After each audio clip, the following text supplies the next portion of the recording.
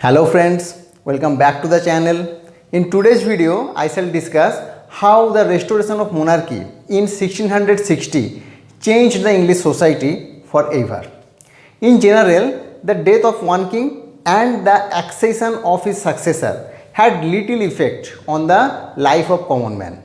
There are some exceptions. For example, the death of the last Saxon king at Hastings in 1066 brought foreign rulers to England. Large swathes of England were redistributed among foreign lords, and that had tremendous effect on the culture and social life of England.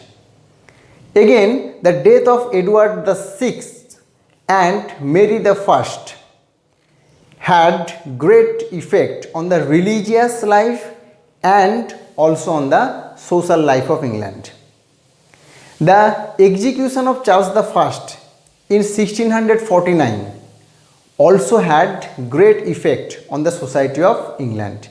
It allowed Oliver Cromwell to continue the Puritan agenda that Parliament had started to introduce from 1642. But the impact of the restoration of monarchy in 1660 is so huge that it can be eclipsed only by the impact of Norman conquest in 1066. To understand the impact of restoration of monarchy in 1660, we have to think that in 1659 there was no king in England. Oliver Cromwell had died in 1658 and his son Richard became the Lord Protector in 1658 after his father's death. Oliver Cromwell always enjoyed the support of the military force, but Richard had no military experience, so he had to resign from the post of Lord Protector in 1659 in the month of September, and from then on there was a vacuum in the place of king in England. The people of England were worried. They had not forgotten the Civil War and they were afraid that England might plunge again into lawlessness and violence. And for that reason, Parliament invited the king to England. But before that, the radical changes had started to take place in England. In the Declaration of Breda, which was signed before Charles set foot on England, Charles I assented to 4 conditions. The first one is that he would pardon all the people who committed crime against him and his father, Charles I, except those who signed in the death warrant of Charles I. The second one is that he would honor all purchases and sales of land during the Commonwealth period. The third one is that he will tolerate all religious faiths, people of all religious faiths. The fourth one is that he will pay the army and he will recommission the army in the protection of the crown. Only when Charles Stuart agreed to these conditions, then only the Parliament summoned him, invited him to England. This is a very important incident because before Commonwealth, Parliament could assemble only when it is summoned by the king.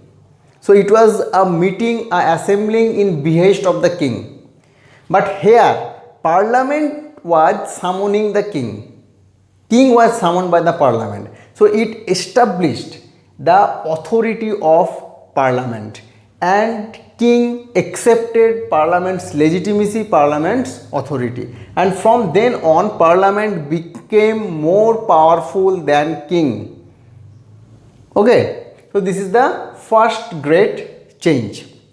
The second change is that restoration means not only the restoration of monarchy, it is also the restoration of aristocracy, restoration of the Church of England, restorations of old customs, old manners and festivals of England. So the second point is the restoration of aristocracy. Charles II restored the aristocrats by returning the lands which were confiscated by the Puritan government, which were taken forcefully by the Puritan government, and for that reason aristocrats became loyal to Anglican Church and to the king. They became again the leader of their locality and also the leader of their nation. The third change, which had tremendous influence on the English society, was the restoration of Anglican Church, English Church, to take the church back to the structure prior to the Commonwealth government. So with the restoration of the church, court of church came back to England. Once again, an Englishman can report his neighbor for bigamy or adultery or drunkenness to the local church. Doctors, physicians, surgeons, school teachers, midwives, they also flocked around the churches for license so that they could practice with their authority. Once again, people became able to prove a will in their local church. Puritan government was very stern for moral offences. They brought the wrongdoers to the secular church of the countryside and assizes, and not to the church of the court of the church. Adultery Act was passed in 1650, and through this act a wrongdoer, an adulterer, can be sentenced to death. Though it had not been enforced in many cases, but still it hangs on the mind of many people. Puritan government were more interested on the enforcement of law regarding the breaking of Sabbath, laws against the opening of alehouses, and the Swearing Act. Swearing Act means you could be fined for taking oath in the name of God. Constable could search your kitchen on Sundays to check whether any unnecessary works were done or not. Even buying or selling or agricultural works were also prohibited on Sundays. Even people out for strolling on the Sunday afternoon were fined. So when Charles II and his government repealed the Puritan legislation, it was a huge lifting of social oppression for the common people. It was a great relief to them. But at the same time, it marks a change of attitude toward sex, sexual wrongdoings. Charles II, before setting foot on England, had An Illegitimate Child by Lucy Walter. Charles II had also a liaison, that means extramarital affair, with Barbara Villiers, and he kept Barbara for next few years as his concubine, as his mistress. First, even made two of his mistresses duchess. He is the first king to give title to his mistress. He also made social provision so that they could pass the title to his son by them. And in that way, Charles II had 6 illegitimate sons who were duke and 1 son who was earl. So Charles II was quite shameless in the matter of sexual affair. He even invited some young men to his court who were rake, men like Duke Buckhurst, men like Duke Rochester, Lord Rochester, and Charles Sedley were all libertine. But the society tolerated this kind of libidinous king, and the rakes like Charles Sedley, Lord Buckhurst, Lord Rochester, because their behavior was ridiculing,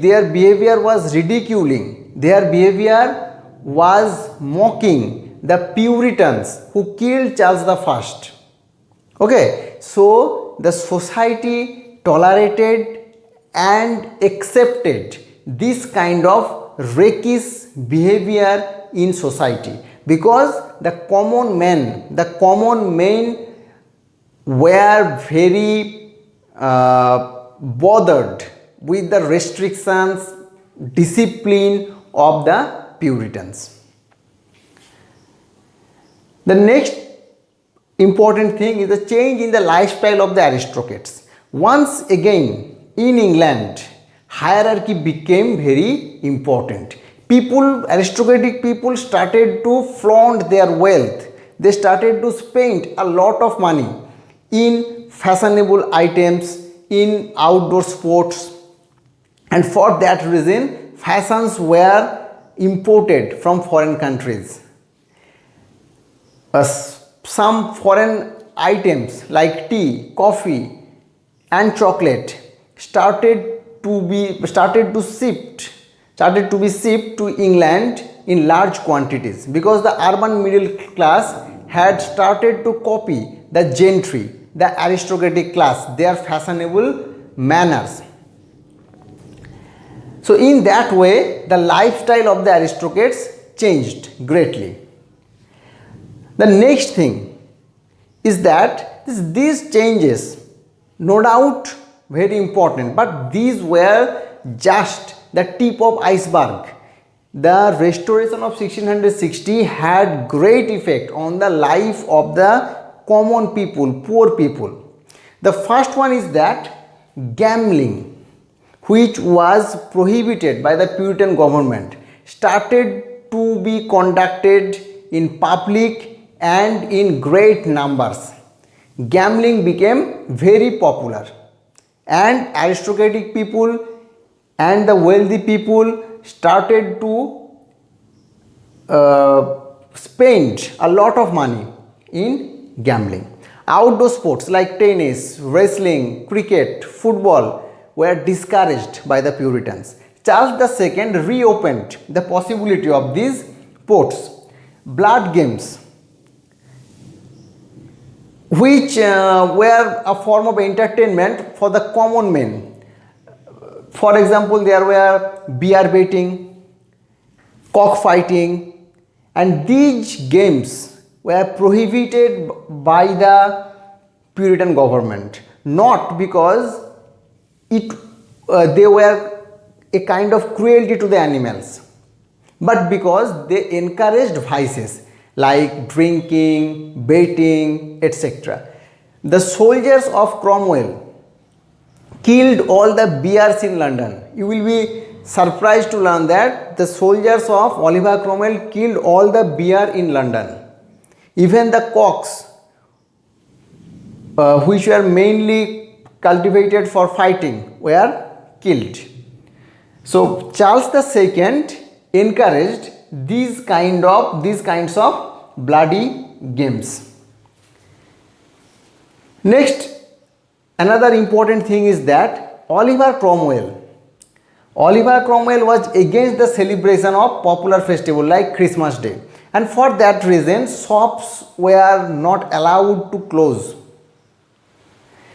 Ministers were not allowed to preach on Christmas Day. Even the popular practices like donating gifts to children or servants, decorating the houses with Christmas trees, all these things were prohibited in the Puritan rule. So these practices were now again encouraged. Okay, so that was actually a great relief for the common man. The change that we find in the recreations, in the social festivals, were also found in the field of music and in the world of theatre. Music, though, was not prohibited by the Puritan government, but they banned music in the church, and that resulted in the disbandment of Royal Chapel. And the judge could punish the practice of lewd music in public houses, and that resulted in the gradual decline of music in England. But with the restoration of Charles II to the English throne, the music once again started to thrive. The same was true for the world of theatre. In 1642, theatre was closed by the Puritan government. The Grove Theatre was demolished. But Charles II and his brother both encouraged theatre, and for that reason this is actually the second most important period of British theatre after the Elizabethan age. For the first time, female actors started to act in plays, and also at the same time the use of curtain, the development of stage was very significant development in the world of theatre in Restoration period. So I think this discussion will help you to understand the wide change, the sea change that happened in the British society, in the English society after the very disciplined regime of the Puritans, because of the restoration of Charles II in 1660. And when you will read classic texts like Pope's Rape of the Lock or Congreve's The Way of the World, this discussion will surely help you to understand the social background of these literary classics. Okay, so I am concluding here. Thank you for watching.